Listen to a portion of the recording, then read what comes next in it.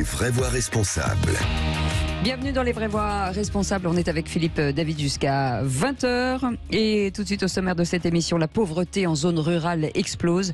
En cette période d'inflation en France, les associations d'aide aux plus démunis doivent répondre à une demande de plus en plus importante. Dans un contexte qui fait bondir forcément le nombre de bénéficiaires en zone rurale notamment. Ludovic Cadot sera avec nous, secrétaire général de la Fédération de Secours Populaire du Maine-et-Loire. Les maires ruraux unis sur le front de la pauvreté. D'année en année, le constat est le même. Avec les crises successives, la pauvreté et la précarité se sont installées de façon durable et touchent même des personnes qui ont un emploi. Un sentiment d'impuissance pour beaucoup de petites communes frappées par un manque de moyens, tant financiers qu'humains. On fera le point avec Michel Fournier, président de l'Association des maires ruraux de France. Et puis on reviendra sur un campus hybride européen lié à la ruralité. Ça s'appelle The Land. C'est un espace de formation, de réflexion, de culture, d'innovation sociale comme l'entrepreneuriat au service du développement de nouvelles ruralités. On va en parler avec Jean-Marc Hainaut, directeur général de The Land, écosystème justement au service du développement des nouvelles ruralités et auteur du livre Bienvenue dans cette nouvelle ruralité. C'est 19h15, c'est Les Vraies Voix jusqu'à 20h. Les Vraies Voix Sud Radio. Et avec nous, Ludovic Cadot, secrétaire général de la Fédération du Secours Populaire du Maine-et-Loire. Bonsoir, merci d'être avec nous. En France, la pauvreté en milieu rural est une réalité diffuse, invisible, mais bien réelle. On en parle depuis des années et visiblement les choses s'aggravent. Oui, vous disiez en préambule que la pauvreté en zone rurale explosait, effectivement, et malheureusement, c'est ce qu'on constate sur le terrain depuis plusieurs mois maintenant. Et ce qui est inquiétant, c'est qu'on voit arriver une nouvelle population dans nos permanences d'accueil qu'on ne connaissait pas, qui ne venait pas. Je parle des travailleurs précaires, des auto-entrepreneurs qui n'arrivent pas à assurer la fin de mois, oui. Et les petits retraités qui arrivent en masse, malheureusement, parce que pour eux, il n'y a pas beaucoup de solutions. Et ça, je pense que c'est dû au fait que l'inflation fait des ravages actuellement pour les plus précaires. Et comme souvent nous disent les gens qui arrivent dans nos permanences, c'est soit je paye la note d'électricité qui vient de tomber, soit je vais au supermarché. Mais les deux, c'est pas possible. Michel Fournier, le président de l'Association des maires ruraux de France, vient de nous rejoindre. Michel Fournier, bonsoir. Bonsoir. Oui, bonsoir. Est-ce que vous la constatez? Alors, vous êtes maire dans les Vosges, beau département des Vosges d'ailleurs, mais vous avez vos collègues de l'association dont vous êtes président qui sont du Nord aux Pyrénées-Orientales et du Haut-Rhin jusqu'au Finistère. Est-ce qu'ils voient tous la pauvreté monter de la même manière? Bon, la pauvreté, il y a deux sortes de pauvreté. Il y a la pauvreté financière, et il y a la pauvreté, j'allais dire, plus dans les têtes. Et on a deux aspects à traiter en tant qu'élu quand c'est comme cela. Essayer de répondre aux besoins premiers, mais il y a aussi des organisations, monsieur en fait partie. Aujourd'hui, le territoire est à peu près correctement... je ne vais pas les citer, mais couverts par ces associations qui permettent eh bien, d'avoir un minimum et notamment de nourriture pour un grand nombre de personnes qui est de plus en plus nombreux, y compris en milieu rural. Parce que le milieu rural, au départ, les gens, que ce soit tous ces organismes qui proposaient les choses, les personnes ne souhaitaient pas ou ne voulaient pas ou avaient peur d'y aller, d'y accéder, dans la mesure où chacun connaît tout le monde, chacun connaît son voisin, et il y avait cette réserve naturelle qui se faisait pour ne pas dire qu'ils étaient en difficulté. Michel Fournier, ce qui pose un problème, puisque aujourd'hui, les chiffres sont pas les bons, c'est-à-dire que les chiffres qu'on donne, ce sont les gens effectivement qui se montrent, parce qu'il y a plein de gens, et vous le dites très intelligemment, qu'il y a des gens qui se cachent. Donc le chiffre est forcément un peu biaisé. Le chiffre est biaisé. Alors, il l'est moins qu'il y a quelques années. Parce qu'il y a quelques années, c'était encore beaucoup plus... ça se pratiquait d'une façon beaucoup plus forte. Mais ça reste quand même une vraie réalité. Et c'est vrai que ces centres, souvent on essaie, ou les gens qui les organisent essaient de les mettre avec une certaine forme de discrétion. Et c'est pas parce que c'est une maladie honteuse, hein, c'est tout simplement parce que cette discrétion, elle est souhaitable pour les personnes qui souhaitent elles-mêmes avoir cette discrétion. Ludovic Cadot, vous êtes dans le Maine-et-Loire. Il y avait un très bon article, un très bon dossier dans 20 minutes la semaine dernière de vos collègues, je vais les appeler vos collègues du Loiret, qui avaient une camionnette, qui allait voir les gens dans la ruralité qui n'arrivaient plus à boucler les fins de mois, qui disaient j'ai plus rien à la banque, et ils disaient ils se cachent pour certains pour rentrer dans la camionnette. Et est-ce qu'il y a un sentiment de honte ? Et notamment peut-être un peu plus fort en zone rurale où, comme le disait Michel Fournier, les gens se connaissent. Tout à fait, tout le monde se connaît. C'est d'ailleurs pour ça que nous, pour le Maine-et-Loire, pour notre fédération, on a abandonné ce système de se promener avec le bus dans la campagne. On préfère partir avec un camion chaque matin et déposer notre matériel, la nourriture, etc. dans une salle. C'est plus discret parce que c'est vrai que des gens nous disaient je n'ose pas aller sur la place de l'église où vous garez votre bus parce qu'il y a le logo du Secours populaire et que c'est toujours un peu compliqué.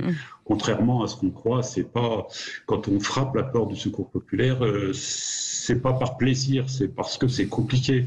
J'ai souvenir d'une dame que j'avais accueillie une fois qui me disait c'est la 3e fois que je viens ici. Les 2 premières fois, j'ai fait demi-tour en arrivant devant la porte. Mais aujourd'hui, je ne peux pas faire autrement que d'entrer parce que je n'ai plus rien dans le frigo, parce que je n'ai plus rien dans le placard. Oui, ce sentiment de honte, il faut en tenir compte. Oui.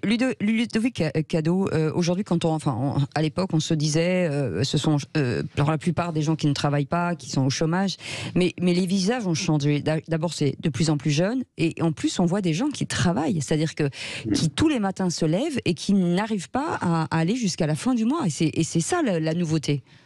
Oui, et puis par exemple, une des caractéristiques de la ruralité, c'est que se pose le problème du transport. Bien sûr.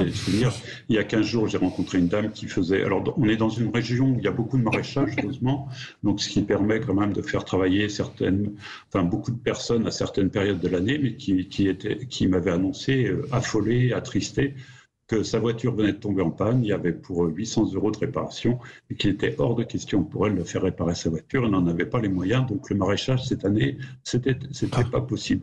Oui, on a des caractéristiques quand même dans la ruralité, sans parler des problèmes de santé qui deviennent assez compliqués, parce que les gens ne peuvent plus soigner, et c'est pas qu'un problème financier, c'est surtout un problème de transport, quand il faut faire 20 ou 30 km pour trouver un médecin. Voire plus. C'est difficile. Oui, Michel Fournier. Pardon, excusez, je vous laisse finir, pardon.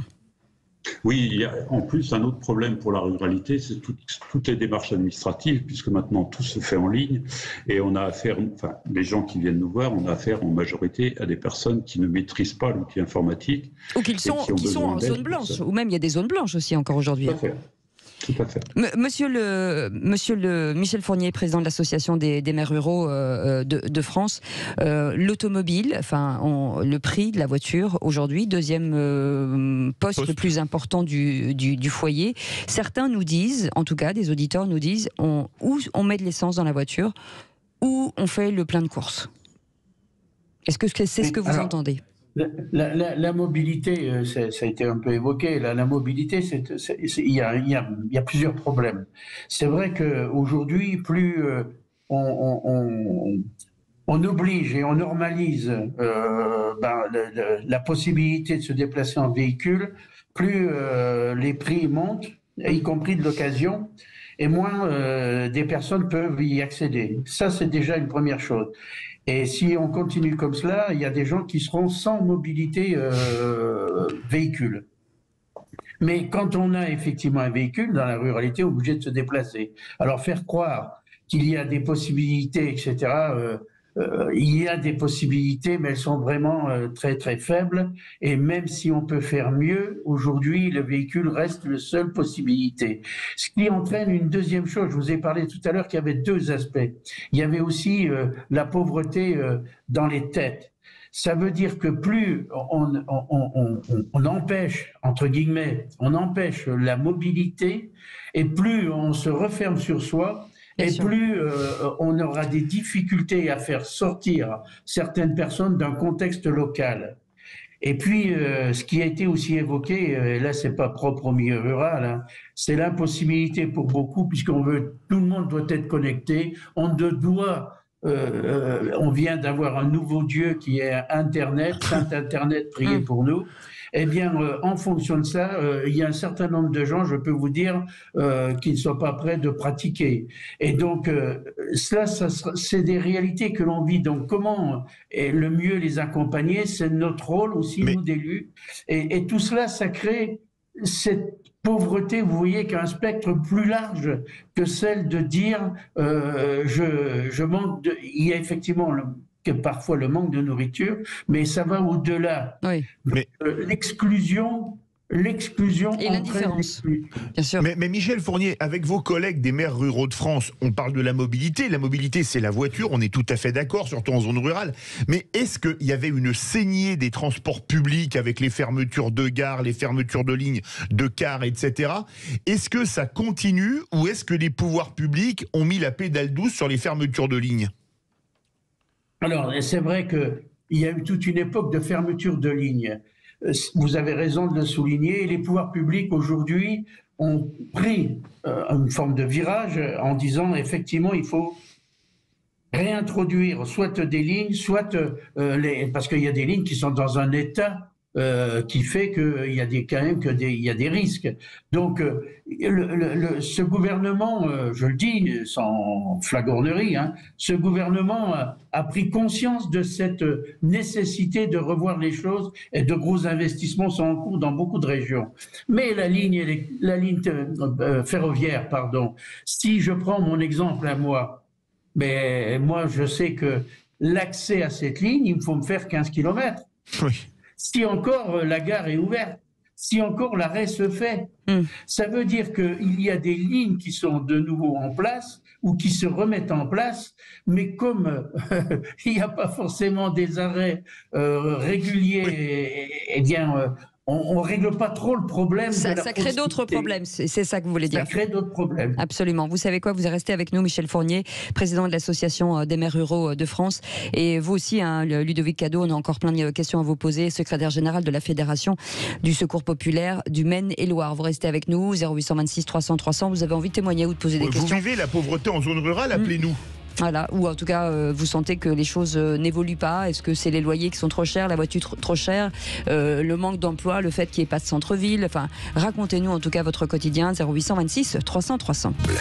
Et les vrais voix responsables ce soir face aux multiples crises, les maires s'estiment majoritairement impuissants en matière de lutte contre la pauvreté, selon un sondage IFOP. Comment les maires peuvent-ils finalement mieux aider les pauvres dans leur commune? Pour en parler, Michel Fournier est avec nous, président de l'Association des maires de France. Et puis, bien entendu et heureusement, des associations s'engagent sur le terrain. Ludovic Cadot, secrétaire général de la Fédération du Secours Populaire du Maine-et-Loire.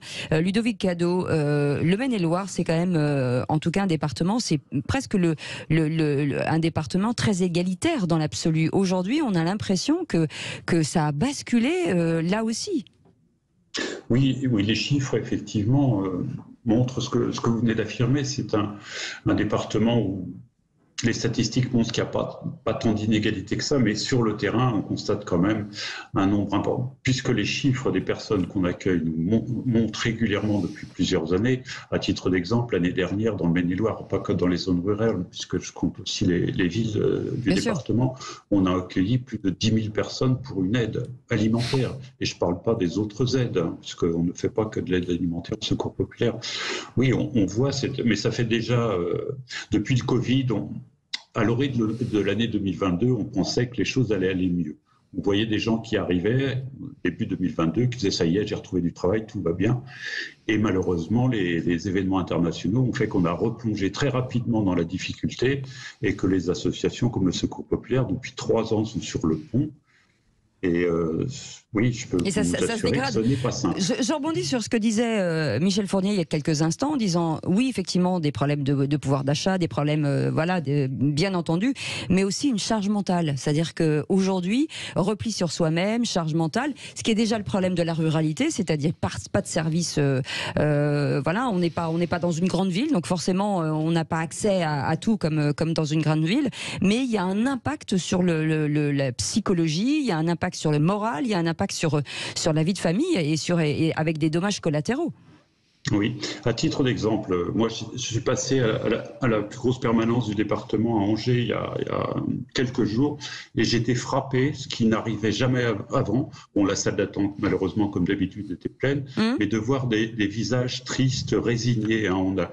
On a un endroit, enfin une salle de convivialité où les gens peuvent prendre le café, discuter entre eux et c'est la première fois que j'ai remarqué que les visages étaient vraiment très tristes et la personne qui m'a accompagné a eu la même remarque que moi, disant mais que se passe-t-il quoi. Oui, des visages tristes, résignés, et c'est pas très bon signe, quoi. Oui. Bon signe. Michel Fournier, vous êtes dans les Vosges, vous êtes président de l'Association des maires ruraux de France. On a parlé on parlait des confinements où les gens ont déménagé, notamment grâce au télétravail, pour ceux qui avaient les moyens et qui étaient en général pas pauvres. Est-ce que vous avez eu, parce qu'on lisait justement dans le reportage sur le secours populaire du Loiret, que beaucoup de ruraux avaient quitté les villes parce que l'immobilier était inabordable et qu'ils arrivaient en zone rurale et qui tombaient aussi dans la pauvreté. Vous constatez ça, vous ou vos collègues ? Attendez, quand vous dites beaucoup de ruraux ont quitté les villes... D'urbains, pardon, ont quitté, autant pour moi. Oui, mais c'est pas grave. Simplement, c'est vrai qu'il y a eu un certain nombre de personnes qui ont quitté l'urbanité pour vivre mieux, en fait, le confinement, pour faire simple, ou l'esprit confinement. Mais ces personnes, souvent, ce sont des personnes qui avaient les moyens de pouvoir le faire. Il faut le reconnaître aussi. Donc, ça veut dire les moyens, c'est les moyens matériels, mais c'est aussi les moyens de travail. Bien sûr. Autrement dit, il faut pouvoir faire du télétravail, ce qui n'est pas le cas pour tous. C'est vrai. Ce qui est quand même surprenant par rapport à... je voudrais aller un petit peu, non pas à l'encontre de ce que vous dites, monsieur du Maine-et-Loire, mais... Ludovic Cadeau. Ludovic Cadeau, pardon. Mais il y a quand même des contradictions quand même énormes. C'est-à-dire que effectivement il y a de la pauvreté, effectivement il y a des gens qui sont dans la difficulté, mais qui n'ont pas de travail. Et pourtant, les entreprises manquent de main-d'œuvre. Oui. C'est d'une façon criante, hein. Mais recherche incroyable. Je n'ai jamais vu cela.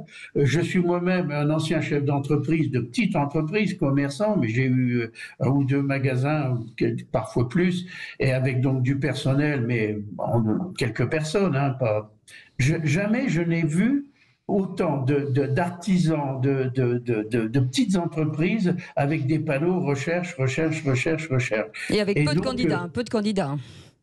Ah ben il y a peu de candidats et quand il y a des candidats qui franchissent le pas, quelquefois ça dure 3 jours, 4 jours, où ils ne viennent pas, etc. Ça veut dire qu'il y a un vrai problème aujourd'hui d'accompagnement. C'est l'accompagnement. Ça prouve bien qu'il y a des démarches à faire. C'est pour ça que je vous parlais de cette pauvreté aussi, pour moi qui est très importante. C'est cette pauvreté dans la démarche, dans l'esprit de responsabilité qu'il n'y a plus forcément, ou d'abandon, ou je ne crois plus en moi, de non-valorisation. Ouais. Et là-dessus, on doit travailler. Et il y a plusieurs axes pour pouvoir, pas en sortir, mais pour pouvoir accompagner. Je suis maire depuis 34 ans, quelque chose comme ça, 33 ou 34 ans. Bravo. Oui, ben déjà, ça fait déjà, ça compte. Hein. Donc, ça n'empêche qu'il y a 34 ans ou 33 ans, j'ai créé dans le département et dans ma commune un chantier d'insertion. Et parmi ce chantier, commune de 300 habitants, hein, aujourd'hui, eh bien, ce chantier d'insertion, j'ai dû embaucher 5 à 600 personnes, j'ai plus le nombre exact, etc. Je vois l'évolution. Je vois les difficultés nouvelles qu'il y a par rapport aux personnes aujourd'hui qui sont complètement éloignés du monde du travail, ce qui n'était pas le cas au début, il y a 30 ans, parce que c'était des gens qui étaient au chômage, mais qui avaient travaillé. Donc, on a en profondeur à faire vraiment un réel travail pour mettre fin à c'est presque chronique, cette pauvreté. Et donc, c'est triste de voir cela, parce que finalement, Voilà. C'est vrai, quand il y a de la demande, quand il y a de la demande et qu'il n'y a pas d'offre, c'est assez compliqué. Mais monsieur le maire, est-ce que finalement les maires aujourd'hui, alors que ce soit des maires de grandes agglomérations ou de petites agglomérations, est-ce que vous avez les moyens humains, est-ce que vous avez les moyens financiers de pouvoir créer justement, vous dites que vous avez créé un chemin d'insertion, est-ce que vous avez les ressources? Un chantier d'insertion. Oui. Est-ce que vous avez les ressources aujourd'hui pour déployer d'autres choses, ou vous vous sentez un peu restreint dans vos possibilités? Je pense sincèrement que l'on pourrait mettre dans cette façon de procéder beaucoup plus de moyens, parce que ça, en fait, c'est de l'investissement. Oui, mais vous les avez, ces moyens? C'est la question, en fait. Est-ce que on en a. On ne peut pas dire qu'on en a, parce qu'on en a de l'État et on en a du département, et que parfois d'autres collectivités, enfin d'autres organismes. Mais ces moyens pourraient être, je pense, augmentés, parce qu'on est dans le concret. On est dans le concret. Dans l'opérationnel. Et quelquefois, c'est un peu triste de se dire, eh bien, il y a des moyens qui existent, et ces moyens, ils ne sont pas, comment dirais-je, ils ne sont pas valorisés. Ils ne sont pas, on ne les fait pas fructifier.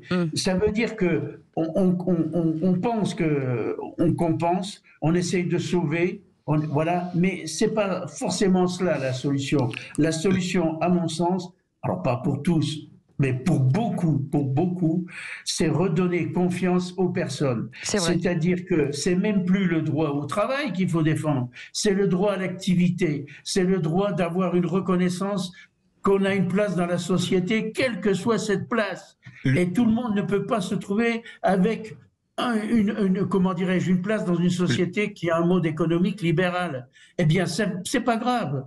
Il y a d'autres façons de prouver qu'on est bien là, on est quand même sur Terre, on n'a qu'un passage qui est quand même court. Et donc, ce passage-là, si on doit se réaliser, il faut pouvoir le faire. Il faut pouvoir le faire en étant accompagné et en donnant les moyens pour que, effectivement, les personnes se réalisent. Michel, c'est un discours de discours de président de la République, ça. Ludovic Cadot, quand vous entendez ça. Non, mais je plaisante. Non, mais je plaisante. Du maire des Voies. Non, mais je plaisante. Ludovic Cadot, quand vous entendez ça, quand vous entendez tous ces maires qui s'engagent justement et qui montent au créneau et qui vont chercher des solutions, il y a quand même forcément une solidarité qui se met en place. La ruralité, c'est ça aussi. Oui, tout à fait. Oui, on a généralement, on va dire 9 fois sur 10, de très bonnes relations avec les municipalités qui nous accueillent, où on se rend pour obtenir nos permanences d'accueil.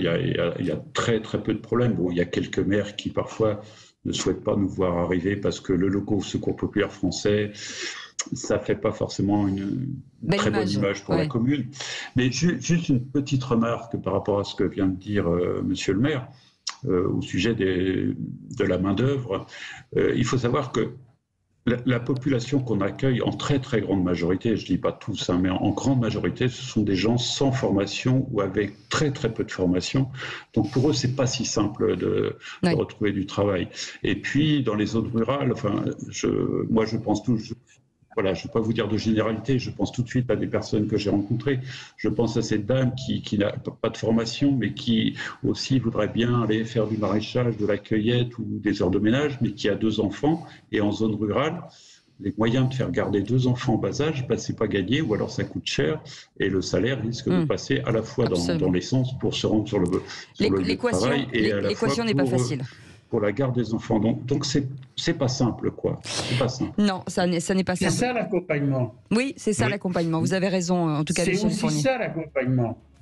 Merci en tout cas Michel Fournier, président de l'association des maires ruraux de France. Merci pour ces messages en tout cas d'espoir à l'endroit de ceux qui trouveront, en tout cas on l'espère, avec la participation du Secours populaire. Merci beaucoup Ludovic Cadot, secrétaire général de cette fédération du Secours populaire du Maine-et-Loire, et merci pour le travail que vous faites quotidiennement. Et on en profite pour remercier bien entendu tous les bénévoles du Secours populaire qui s'engagent sur le terrain et qui font un travail formidable. Vous restez avec nous parce qu'il y a des constats, mais il y a aussi des solutions. Il y a des gens qui s'engagent aussi et qui permettent peut-être à redynamiser la ruralité. Ça s'appelle The Land. On en parle dans quelques instants. À tout de suite. Sud Radio, les vraies voix qui font bouger la France. 19h-20h, les vraies voix responsables. Les vraies voix responsables jusqu'à 20h avec Philippe David, on est là, ça s'appelle The Land, c'est un espace de formation, de réflexion, de culture, d'innovation sociale comme entrepreneuriale au service du développement des nouvelles finalement, ruralité. The Land, et pour en parler, le directeur général Jean-Marc Hainaut est avec nous. Bonsoir, merci d'être avec nous. Quelle belle idée finalement de se dire que on peut en ruralité proposer, innover, former, accompagner peut-être des reconversions ou en tout cas des étudiants qui se disent ben oui, finalement la ruralité c'est très important et très riche surtout dans certains métiers. Oui, complètement. Nous en sommes particulièrement convaincus. Il n'aura échappé à personne que finalement on est peut-être à la croisée des chemins avec une transition environnementale et transition sociétale à laquelle nous devons faire face aujourd'hui. Et notre conviction à nous, c'est qu'un certain nombre de solutions se trouvent dans les territoires ruraux. Les territoires ruraux, c'est 70 à 80% de notre territoire national. Oui. On ne fera pas avancer les enjeux climatiques et les enjeux autour de la biodiversité, autour du bien produire, autour du bien consommer, autour du bien vivre sans nos territoires ruraux. Et finalement, c'est un peu la raison pour laquelle on a souhaité mettre en avant les initiatives et les innovations dans les territoires ruraux au travers un trophée, le trophée des Coqs d'Or. Ouais. Et ce trophée d'ailleurs avec 4 thèmes, hein, l'environnement, l'entrepreneuriat, le lien social et la culture. Aujourd'hui, vous récompensez justement ces initiatives d'entrepreneurs ? Oui, complètement. Ce sont des entrepreneurs. Alors, leur entreprise peut prendre différentes formes. Vous l'avez dit, associative, entrepreneuriale, coopérative. Comme vous l'avez dit, on récompense les entrepreneurs, les porteurs d'initiatives, de projets au travers 5 catégories. L'entrepreneuriat, la culture, le lien social, l'environnement, et puis on est en plein festival de Cannes, il y a la Palme d'Or qui va être décernée, nous on a notre Coq d'Or. Il y a un campus aussi, vous avez mis en place un campus aujourd'hui. Ruralité, on choisit quelle région ? Est-ce que c'est une région qui est une région porteuse ? Est-ce que c'est finalement une région que vous avez choisie au hasard parce que vous en êtes ? Comment on choisit cette région et pourquoi cette région ? Alors, le trophée des Coqs d'Or, la remise a eu lieu dans une petite commune en Bretagne qui s'appelle Piré-Chancé avec un peu plus de 3000 habitants. On est bien au cœur de la ruralité, donc cette symbolique-là, on y tient, on y tenait. Cela étant, nous sommes en périphérie d'une grande métropole qui est Rennes, et on est installé sur le territoire de la Bretagne, qui est un territoire un peu atypique du point de vue de la ruralité, parce que en Bretagne, il y a encore plus de la moitié de la population qui est une population rurale, notamment parce que elle est multipolaire, alors à la fois avec des zones côtières, des petits bourgs en périphérie de bord de mer, et puis l'agriculture et l'agroalimentaire étant fortement développés, aujourd'hui on a une population qui est encore très présente dans nos territoires ruraux. Jean-Marc Hainaut, vous aidez justement ceux qui fréquentent votre campus, vous les aidez pendant 4 ans pour qu'ils s'installent en zone rurale et donc créer de l'emploi et lutte contre la pauvreté. Comment est-ce que vous faites ? Alors, de plusieurs manières, hein. On est un campus, mais un campus qu'on peut qualifier d'hybride, de complètement atypique, puisqu'on agrège en réalité 31 entités, 3 lycées, mais également 12 écoles d'enseignement supérieur qui préparent à différents métiers. Et puis, à côté de cela, on a d'autres activités, notamment dans le développement économique, dans la vie sociale et culturelle. Notre volonté, c'est d'accompagner au travers la formation, c'est au travers aussi l'incubation, parce qu'on a, au-delà des jeunes que nous formons, des futurs entrepreneurs qui bénéficient de parcours d'accompagnement pendant une petite année. On les aide à monter leur business model, comme on dit, on les aide à penser statut juridique. On est aussi sur le terrain de la recherche, de la prospective. Il y a notamment au sein de The Land un think tank, donc c'est particulièrement foisonnant. Et nous croyons beaucoup à ces effets de mutualisation et de synergie qui sont finalement le reflet d'une espèce d'innovation sociale qu'on retrouve aujourd'hui au cœur de nos territoires ruraux. l'entreprise dans les territoires ruraux est souvent un modèle un peu hybride. Et si le progrès technique, les laboratoires de recherche se retrouvent plutôt dans les centres urbains, l'innovation sociale, elle puise parfois ses racines dans les territoires ruraux parce que les besoins sont importants. Il faut savoir faire preuve, dans ces cas-là, d'inventivité. Est-ce que ça veut dire que c'est un modèle qui peut se démultiplier dans d'autres régions et l'avenir, en tout cas, vous portera peut-être vers d'autres régions ? C'est notre souhait. Le trophée des Coqs d'Or qui m'amène vers vous ce soir, c'est un trophée qui sans doute sera proposé dans une autre région l'année prochaine, diffusé sur un autre territoire. Et puis la volonté de The Land, c'est en effet d'essaimer ce modèle-là hors Bretagne. On souhaite aller sur d'autres territoires en Bretagne. On est déjà sur 3 sites géographiques, mais l'idée, c'est bien en effet de développer ce modèle-là dans d'autres régions. Jean-Marc Hainaut, on a parlé c'est une réalité malheureuse, l'augmentation de la pauvreté dans les zones rurales. Est-ce que pour vous, il y a des solutions pour, comme on dit, inverser la vapeur ? Il y a de nombreuses solutions. Alors, quand on dit que la pauvreté est plus grande dans les territoires ruraux, il faut relativiser ça, parce qu'en réalité, la ville est sans doute plus exclusive que les territoires ruraux. La grande pauvreté, on la retrouve plutôt dans les territoires urbains. Mais en effet, le revenu médian dans les territoires ruraux est plus faible que le revenu médian dans les territoires urbains. On parle pauvreté et précarité aussi, précarité énergétique, précarité numérique, voilà, c'est les deux. Oui, voilà, mais je crois qu'il y a sans doute un maître mot pour résoudre ce problème-là, c'est le sujet de l'aménagement du territoire. Ce qui est un petit peu paradoxal aujourd'hui, c'est que on a quand même une majorité de ménages qui souhaitent regagner les territoires ruraux. S'ils ne franchissent pas le pas, c'est souvent parce que, comme vous l'avez indiqué, il manque parfois de solutions en matière de numérique et il est difficile de s'installer dans les territoires ruraux quand on n'a pas ces solutions-là. Il manque parfois de services, il manque de commerce, mais l'envie, elle est bien présente. Il y a eu un sondage très très récent qui mettait en évidence que 60% des Français pensaient à changer de vie.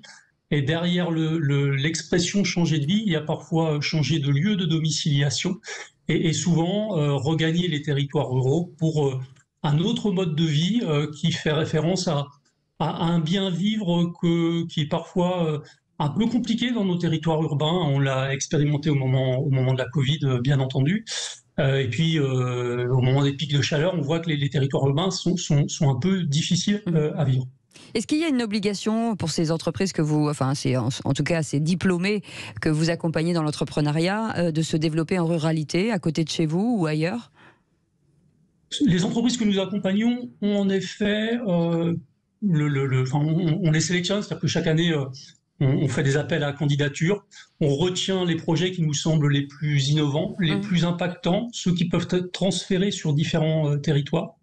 Et en effet, parmi nos critères de sélection, il y a la nécessité que ces projets entrepreneuriaux s'implantent dans un territoire rural ou qu'ils contribuent par la pédagogie, par la formation à limiter cette fracture qu'on observe trop souvent entre ville et campagne. Merci. Et puis on s'inscrit aussi dans des logiques d'économie sociale et solidaire. Absolument, merci beaucoup en tout cas Jean-Marc Hainaut d'avoir été avec nous, directeur général de The Land, un écosystème au service du développement des nouvelles ruralités. Et vous êtes aussi auteur de ce livre, Bienvenue dans la nouvelle ruralité. Merci beaucoup d'avoir été avec nous. Je vous invite à aller regarder sur leur site internet. C'est très intéressant. On remercie bien entendu on remercie Aude, on remercie Benoît et on remercie Justine et Félix. Notre équipe formidable, oui, Félix. Merveilleuse équipe, la Dream Team. Merci beaucoup Philippe. Merci Cécile, on se voit pas demain. Non, on se voit pas demain, ni après-demain.